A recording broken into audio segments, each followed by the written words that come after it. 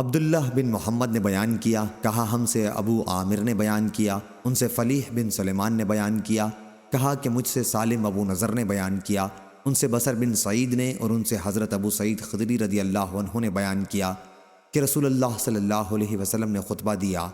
اور فرمایا کہ اللہ تعالیٰ نے اپنے ایک بندے کو دنیا میں اور جو کچھ اللہ کے پاس آخرت میں ہے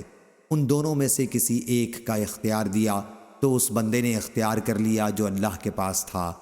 انہوں نے بیان کیا کہ اس پر ابو بکر رونے لگے۔ ابو سعید کہتے ہیں کہ ہم کو ان کے رونے پر حیرت ہوئی، کیا حضرت صلی اللہ علیہ وسلم تو کسی بندے کے متعلق خبر دے رہے ہیں جسے اختیار دیا گیا تھا، لیکن بات یہ تھی کہ خدا حضرت صلی اللہ علیہ وسلم ہی وہ بندے تھے جنہیں اختیار دیا گیا تھا، اور واقعتاً حضرت ابو بکر رضی اللہ عنہ ہم میں سب سے زیادہ جاننے والے تھے۔ حضرت صلی اللہ علیہ وسلم نے ایک مرتبہ فرمایا کہ اپنی صحبت اور مال کے ذریعے مجھ پر ابو بکر رضی اللہ عنہ کا سب سے زیادہ احسان ہے،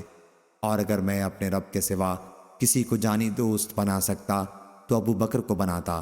لیکن اسلام کا بھائی چارہ اور اسلام کی محبت ان سے کافی ہے۔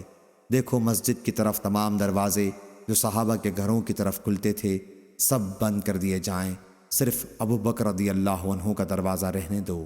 صحیح بخاری حدیث نمبر 3654۔